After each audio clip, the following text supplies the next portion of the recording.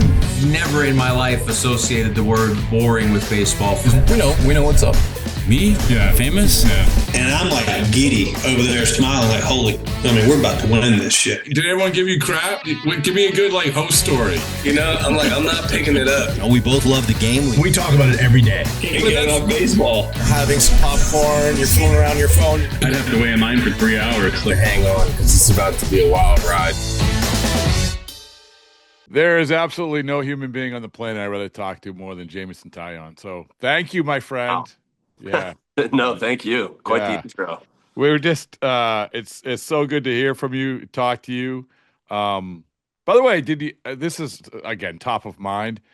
Did Brazier ever give you the t-shirts? I asked this to Pete Crow Armstrong the other day at the red carpet. Brazier did give me a t-shirt, yes. All right. Okay. I just want to know what? If PCA wasn't sure, it's probably because he gets so much stuff all the time. I remember Brazier handing me that t-shirt. Okay. All right. Well, this is the most important thing. He actually, PCA did say, I think that he did say he got one. He actually got one. I gave him, and this is when we had talked about this. The only time I met you really in passing first time was in spring training. I was walking. We were getting kicked out of the clubhouse, and I gave you a sticker. That time, I actually gave him a Japanese Baseballs and Boring t-shirt. So I got one for you if you want it. And now that you have your teammate back. So. Yeah. I put that sticker on my coffee grinder. Oh, there you go. It's science. It makes everything better. Well, congratulations on everything. And you were just talking about, it's funny because I remember our previous conversations. You were walking out where you did it from the bullpen at Wrigley, and you were saying how it reeked because of the Post Malone concert. Yep. There's always something going on. And so now we were just talking, now you're bobbing and weaving your way between goalposts, right? Yeah, I actually literally just walked in, and Northwestern's setting up for this weekend, and my locker has pads and a football helmet in it. So I don't know if they think I'm dressing up, or I don't know who's got my locker, but no, it's cool. And Wrigley's such a great venue that it'd be a shame not to be using it for stuff. So yeah, Northwestern played Michigan here last week, and then I think they play Minnesota this week. Okay, but you have to maneuver your way around that stuff, right? I mean, a little bit, but they make sure my locker still has all my stuff in it, and okay, I'm in the weight room right now, and I have it to myself. So I honestly love staying at Wrigley. Everyone else goes to their homes in the off season right when the season ends, and we hang out here for a couple months. And Wrigley's such a great facility, and the weight room's so nice, and the training room, and Chicago's just such a great city. So yeah, people don't understand. This isn't like Babe Ruth with a medicine ball and the vibrating thing you're putting. Yeah, it's like it looks like that weight room you just showed. It looked like a really good gym. So yeah, no, it's really nice. And yeah, I mean, you should just see the way. I was actually talking about this the other day, how much the game has changed just in the 10 years since I've been in the majors. When I first came up, everyone did the same workout program. There was only one strength coach. Now you've got sports scientists, and you've got 2 strength coaches, and they're all building your program custom to you and your body motor preferences. And it's the workout I do is going to just be so different than even Matt Boyd or Shota, when we're all doing the same job out there, but we all have such different bodies and, preferences with the way we move. So, and they're, measuring our force plate jumps and all of that kind of stuff. So, I'm a nerd and I love it, but yeah, it's definitely just changed so much. Hold on. I want to write this down. Will you be in the best shape of your life? Best shape of your life season, right? This is one of my passions when guys show up, and I like going around the clubhouse and saying, are you or are you not in the best shape of your life? Brazier actually had a great answer one time. He said, I've never been in the best shape of my life. Yeah. So. It gives you something to keep striving for. I think, how about this? I mean, obviously, I was in the best shape of my life when I was 25 and coming off Tommy John surgery. When it comes to just physical appearance, it's going to be hard to beat what I was at 25. But I think the way I move and understand my body now is the best it's ever been. And understanding who I am as a player, I think as you get older, all of that plays. But I do think I will be in the best shape of my older life, of my older veteran status. I think this will be the best shape I've been in 4 or 5 years. All right. Oh, good. Awesome. You know what the best we can have use all those measurements, force plate stuff and everything else. Here's the best measurement. Go to a wedding, wear a cummerbund, and then try to put that cummerbund on later, like in 3 months, right? So Yep. you just went to a bunch of weddings. You went to your brother's wedding. Yep. I would imagine cummerbunds probably in Costa Rica weren't a thing, right? I mean, no. I wore a double-breasted suit down there, and I was hot. I was sweating, but it was worth it because we just got some of the pictures back, and it looked good. But I wore a suit shirt, like, a button down that I had made like 4 or 5 years ago, and it still fit perfectly. So that's kind of a good status check. So we haven't lost any ground. That's good. It's listen, it's a good place to start. You've made it through wedding season. You're going to make it through Thanksgiving, and I feel good about where you're going to land. Like you said, best shape of your, how do you say, your adult life? I don't know. Yeah, like veteran life. Veteran life.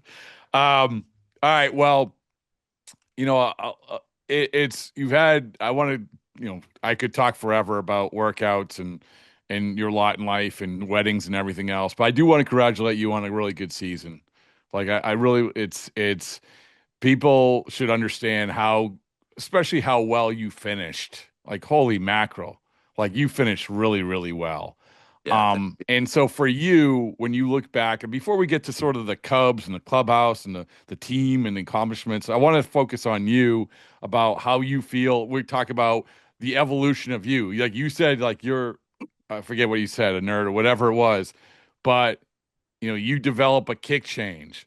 You are the epitome of what pitchers should strive to be, which is someone who is embracing evolution and then actually implementing it. I'm here to build you up, right? Yeah, no, thank you. Yeah. Thank you. It's, I was literally thinking about this the other day, just like when I first broke into the league, I threw 95, 96, 97. I only threw 2.5 pitches. My changeup was always the work in progress. But I was like fastball, curveball, that was it. And, just as time goes on, the game changes, your body changes, your velocity changes. And like you said, like you either adjust and adapt or you fall behind. And for me, it's like, how can I stay true to myself and my convictions and what I know I do well? How can I learn and evolve? How can I add things and get better? And like just talking about finishing strong, so much of that goes to the Cubs staff. Like I grade 2 strained my calf in early July running on a bullpen day, and they like put together just an incredible plan and sat me down, and they're like, hey, like we don't want you just to miss your time and come back and whatever. Like we're going to use these 6-8 weeks to like get stronger, get bigger, get faster. Like we want you to be way ahead of everyone at the end of the year. And it kind of felt like that. Like it wasn't anything like crazy groundbreaking, but it was like, let's find ways to push while you can't run. Great. Let's get you on the assault bike and compete against yourself and do all these great programs. Let's get in the gym and do whatever we can. Let's, clean up some mechanical things and some pitch things that it's hard to do all that in season when you're taking the ball every 5th day and you're really concerned with like the box scores. But when you take a step back, so like PT, strength coach, pitching coaches, assistant pitching coaches, like everyone worked together and put together this program. And I just followed whatever they told me. And it really did feel like when our season ended, I was like, dude, shit, like I'm not ready for this to be over. I feel like I'm just getting into my season right now. Like, so yeah, I thought they did an incredible job, and it's cool. Like, and that's all changed so much since I got up. It used to be you get hurt, you go into the training room, smack some ice on it. Like now it's just this all encompassing.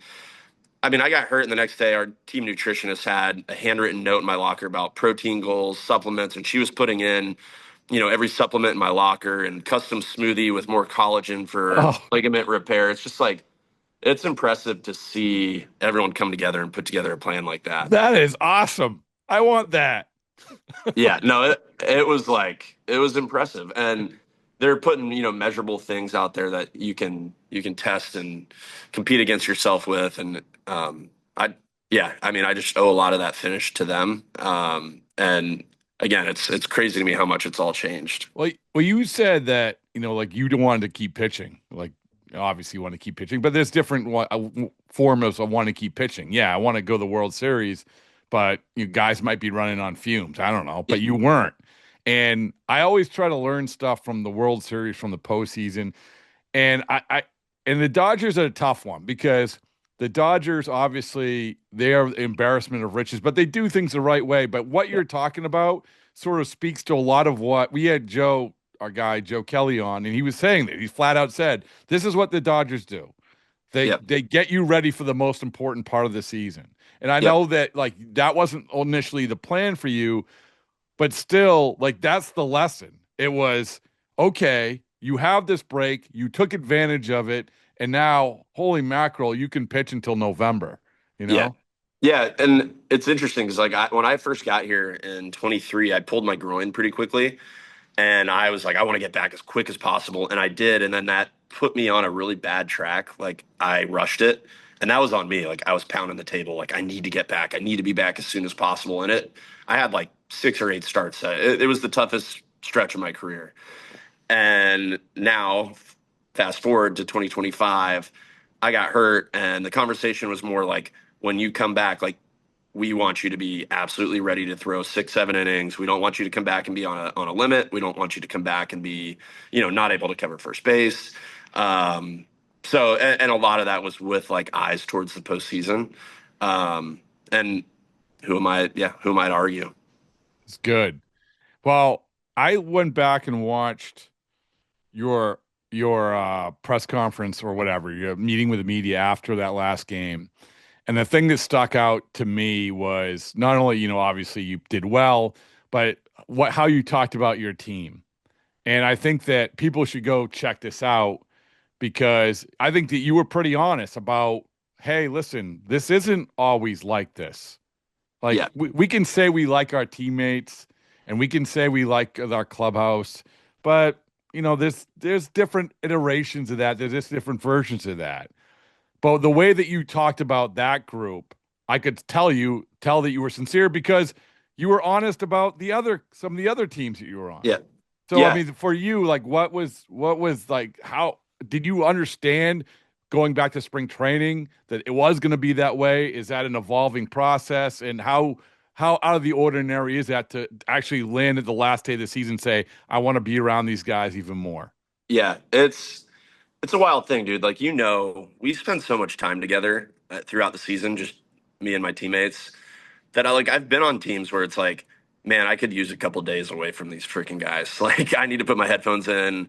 I'm tired of seeing everyone. The season gets long. The way someone freaking chews, it's like a marriage. Like, the way someone chews pisses you off, or the way, whatever. This team, like, I'm not kidding. Showing up every day was so fun. On flights, we're all hanging out and talking and playing cards. We're hanging out in each other's rooms on the road. We're playing video games together. We're opening card packs together. We're all texting on the side. So yeah, I mean, it's a special group. We had a really nice mix of like fun, fresh, young players, but then like, you look at like me and Dansby and Ian and Nico, like we've had some guys that have played together now for 3 full seasons. And I know that doesn't sound like a lot, but in today's game, that is. And we've watched each other grow and we've grown up together. And, we've all seen each other get married. And like, Dansby just had a kid. So I don't know. I just feel really connected to this group. And I also think something's a little different. Like when you sign somewhere in free agency, like I feel just a real attachment to Chicago and the Cubs. Like they made a real commitment in me. I made a commitment in them. And then just to see the progress here and to make the playoffs with this group, which was always the goal when I signed here. Like it's just been really, really fun to be a part of. And I mean, I could keep going on and on, like showing up and playing at Wrigley every day with this group of guys. Like it's hard to explain until you actually do it. But I think that's obviously, front offices will say that they want that, right? And you have to prioritize talent. I get that. But still, like, there is that the importance of it, right? And I don't know if there's guys like, obviously, Justin Turner's a great guy, right? He's probably a big part of that. So you get that guy knowing that 50% of his existence is going to be that. But for you, like, do you look? I mean, you've been around enough, so you know how to build teams, the importance of building teams, what you should prioritize. do you feel like it's something that you can do, and do you think it's something that teams are doing enough of? Yeah. I just want to say too, like an interesting thing about our team is like it wasn't all like grab ass hand holding. Like it wasn't rah rah. Like it was a real team. Like, yeah, it was fun to show up and play with everyone, but it was also a team in the terms of like guys would have honest conversations and the catchers weren't afraid to challenge you. And me and Matt Boyd, yeah, we got really close, but like we talk pitching and we talk sequencing and we'll ask each other what we were thinking in different situations. So it's not all just like this happy go lucky, Right. It's not just you playing know. video games in Yeah, somebody's yeah, room. Yeah, yeah. exactly right. Like I've had teams where it's just like, I mean, when we were young in Pittsburgh, like I made some of my best friends in the entire world on those teams, but like we were young and we didn't really know what it looked like. I feel like here, especially this past year, we just had so many great veteran players who have been in the playoffs and been on great teams. Like that set an example for the younger players. So I think some of it's intentional. I think some of it's the front office, like definitely being intentional. I think some of it's like the culture that's just set here. I think I look at our position player group, like it's hard as a starting pitcher. Like I only pitch every fifth day. I can do what I can. But like you have Dansby wanting to play every day, playing hard. You have Nico Horner playing as hard as he can every single day, trying to be in the lineup every single day. You have Ian Happ who just absolutely posts up. These guys take pride in their defense and their base running. Like when you have those guys setting the example, I think it's like a lot easier for everything else to just follow through with. It is. And I don't want to say 30 somethings because that's not fair, but being around clubhouses, I think there's that importance of having guys like yourself who know how to get through a season, who understand what's important, what's not, who are secure in themselves. And Yep. then, like you said, then you introduced the younger players. Like we talk about PCA. Well, it also helps that you have a younger player who isn't like a jerk, you Yep. know? Oh, 100%. So And then, Matt Shaw, blown away by his defense at third base, by the way. Like, he had never really played third base coming into this year, but like, it has to help that Dansby Swanson's to his left, and like yeah. Nico Horner's up the middle and Michael Bush is at first. Like, that infield group is tight and they're all talking and learning together and pushing each other. And so, yeah, that's what makes teams good. And obviously, we have a long way to go, but like, I think we're starting to build something really cool here. By the way, you made mention of being young on Pittsburgh. I ran into Tyler Glasnow's brother on the field. Who's he's getting married too, right? I mean, Yeah, yep. Yeah, I think he might have just gotten married. But yeah. His brother was workshopping his speech on the field in the World Series after. Love that. But he also said, I said, oh, you hair. He said, oh, yeah, our parents gave us two things: great hair and ubiquity. Sorry. I'm like, all right, Google ubiquity. Okay, Yeah, right. excellent. So Right. yeah. So but it's that my point is like I was just looking up that team and like, oh man, like you've had such a cool path. And I know it's a cool path, not only because it's a cool path because you've had different, you're drafted obviously second overall and you have the young core in Pittsburgh, but also because of the things that you've had to overcome. I mean, that's part of the cool path. It really is.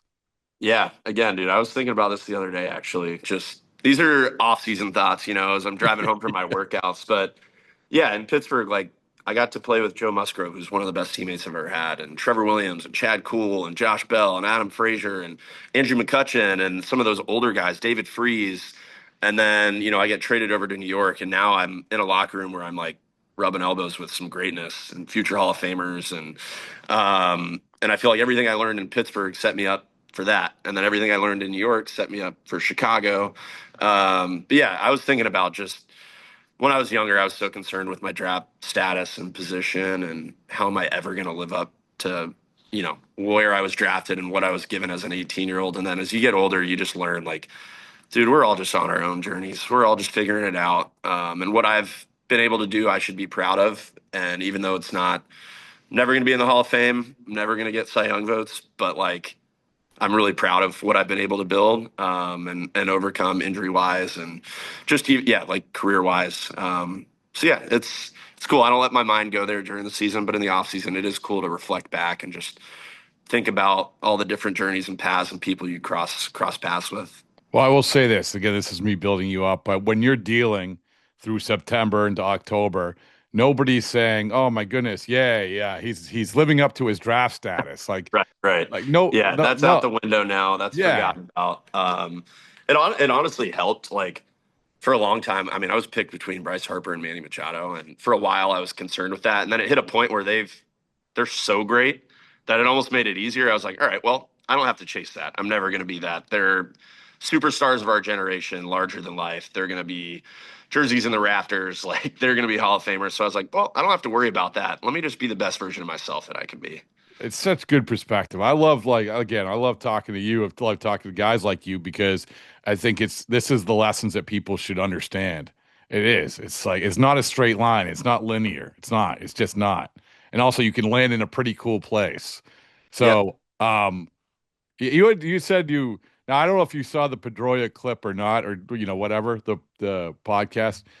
But one of the things that we talked about was when we talk about security of existence that's another thing is that Pedroia I said this I said I'll never, and we went back and forth a little bit about it. I said it'll never be like it was, Dustin.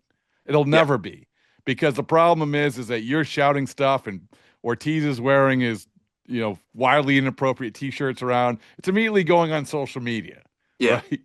But Yeah. still, to have elements of that clubhouse, and this goes back to the clubhouse thing, to have elements of the Pedroia like guy, and Yep. in the different corners. I mean, I don't know if like you look at a guy like him, or if you've had a guy like him, or if you had people who it just all came together. The personalities, because it's one thing, the approach, but then you have the personalities.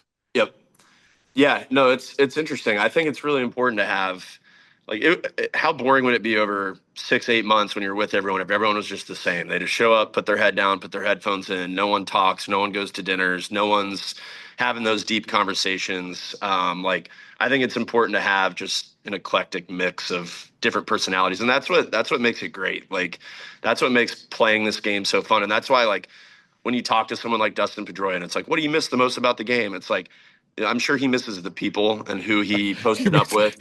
He said he missed looking at Daisei Masazaka's jeans, which he said had more diamonds than he actually gave his wife. Great line. Anyway, So go good. ahead. Yeah. That's exactly it. Like you miss the quirkiness of it all and the funkiness of a season and playing together. And yeah, I mean, just like how boring and unrewarding would it be if you just everyone just showed up and was a robot every single day? Today's game has changed a lot, but in a lot of ways, like clubhouse wise, it is still relatively the same in terms of there's so many different personalities, and that's what makes it fun. And you just embrace everyone and the different backgrounds and where they come from and who they are. Yeah, I mean, that's why we all do it.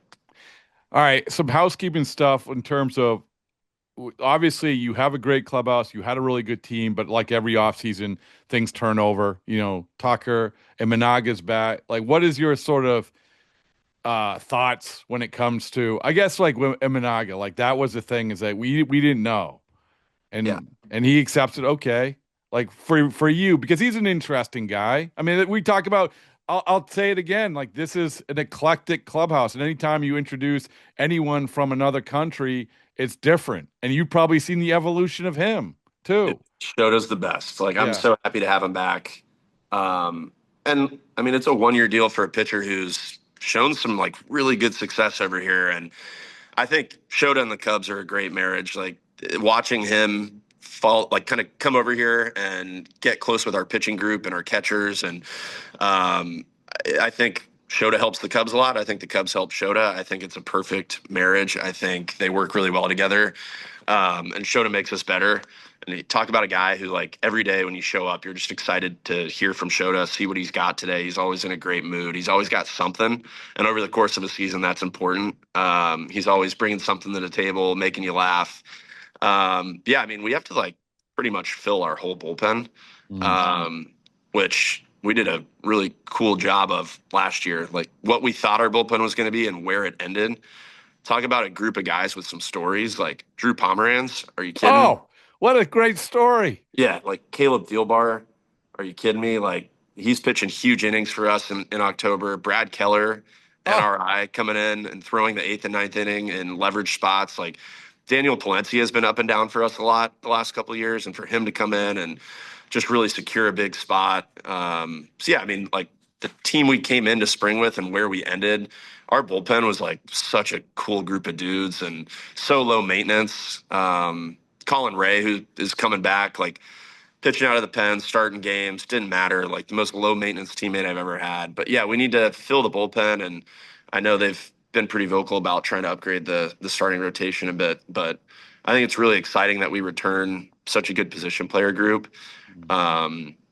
You look, around the field, and pretty much every spot's spoken for, and that's great because we've got some really great offensive players and exciting people and people that fans here in Chicago should feel good about buying their jersey and stuff. So yeah, maybe add a starting pitcher, beef up the bullpen a little bit.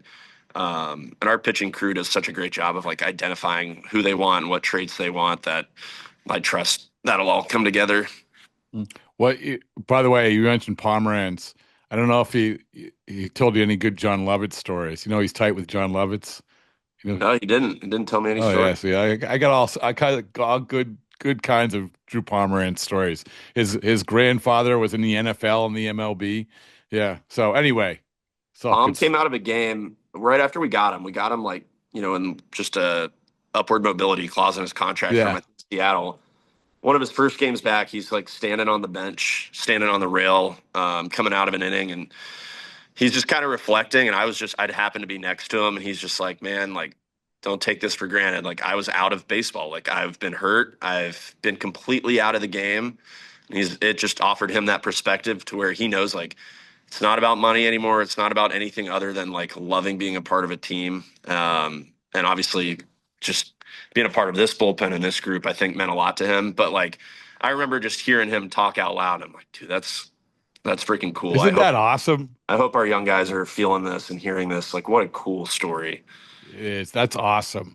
You talk about Imanaga, like again, with your you're very interested in stuff and different pitchers and how they do things. I don't know if you learned anything from him because I when I went to the World Series, Jameson, I got a chance to watch Yamamoto because my seat was right above the bullpen. I was fascinated by him. Like, and I know that a lot of people probably know a lot of stuff that he does, but I hadn't seen him warm up, do long toss, do all this stuff. For you, is there anything that you learned?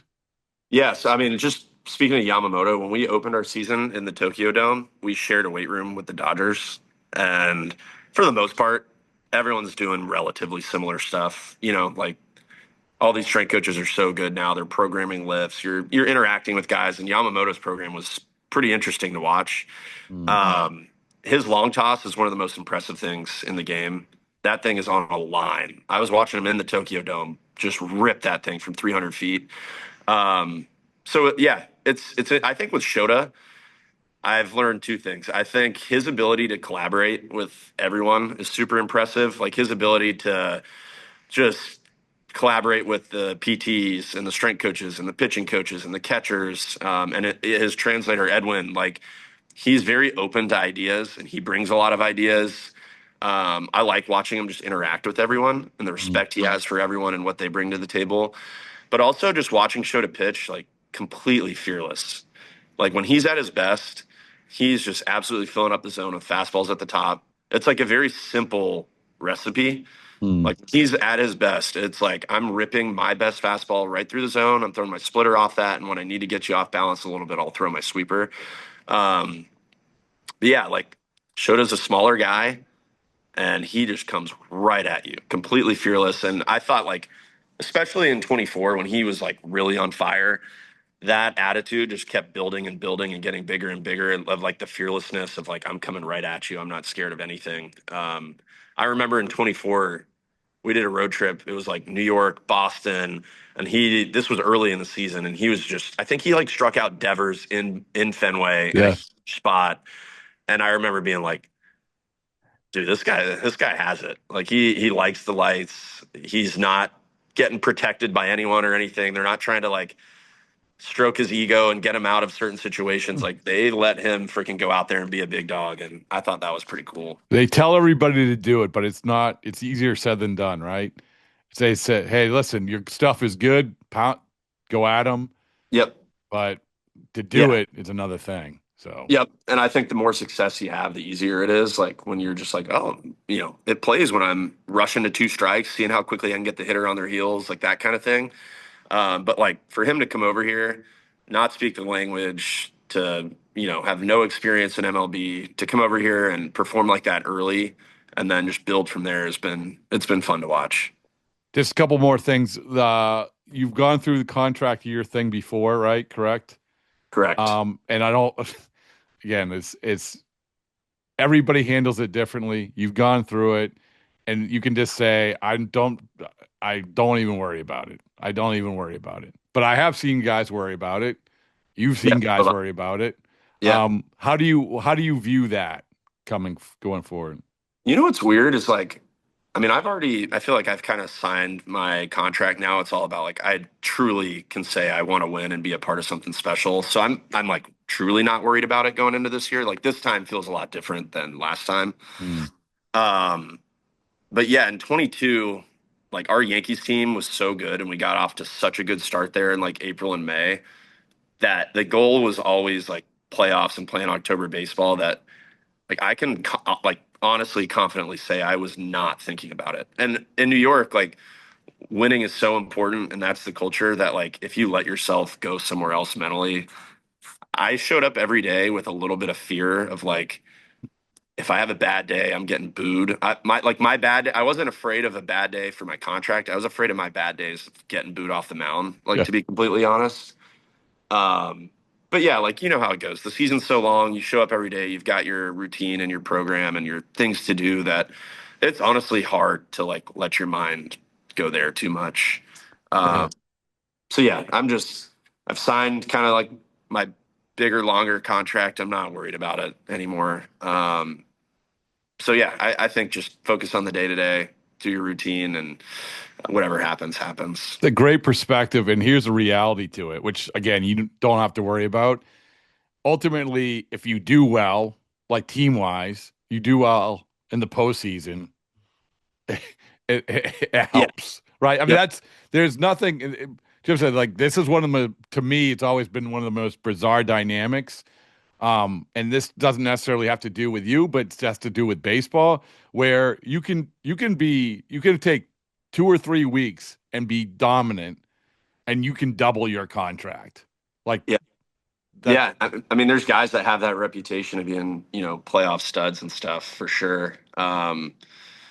Baseball, some of it's so random, and I know some of the analytics people say like baseball's random and anything can happen and there's luck involved and whatever. But like, I do think performing in the playoffs and performing in big situations, I do think that's a real thing. Being able to control, what you want to do and set the tone. I can just speak like for myself. Like I gave up a lot of home runs this year. I give up a lot of fly balls, and in the playoffs, I was like, well, I know they're not going to let me throw 120 pitches. Like that's just not my role. I know they're going to protect me and not let me go through a lineup 3 times, or I'm not going to face Christian Yelich with the bases loaded and 1 out in the 7th inning. So my mentality was like, I can't get beat by the long ball in the playoffs, and I'm just going to pitch away from slug and I'm going to nibble because my command's good enough to do that. So yeah, it's an interesting thing, and I think I learned a lot just pitching. Even though it was 2 4-inning starts, I learned a lot about myself, and maybe I should carry some of that mentality over to the regular season. So yeah, that's great. Last thing, WBC. Oof. Not ready to commit to anything. No, oh, man. Canada asked me. I'm kind of working through it all right now. Like I've been talking with my pitching coach, and we're just I'm trying to see. They said they would support me anyway and get me ready for whatever I need. Not ready to commit though. Like you said, contract year. I hurt my calf last year. I'm trying to like work through everything and talk to some people and figure it out. That's fair. As much as I would like you to say, I would like to use this platform to announce I am playing for Team Canada. Sorry. Sorry to disappoint. I'm totally sympathetic isn't the right word, but understanding, like that's a great perspective. Because I could go on for another hour about WBC. I do think guys are preparing better than they have, Yeah. pitchers. They have a better plan, but I totally get it. I totally get it. So Yeah, and the WBC is great for the game, and the last one was so good. Like Otani striking out Trout to end it. Like what a moment for baseball. So yeah, I'm just excited sitting back and seeing like the different guys committing to Team USA and all these different teams. So yeah, it's anytime baseball's on a big stage, I'm fired up for it. But I'll just have to keep working through it. all right. Well, listen, make sure when you pack your bags, you're ready to go.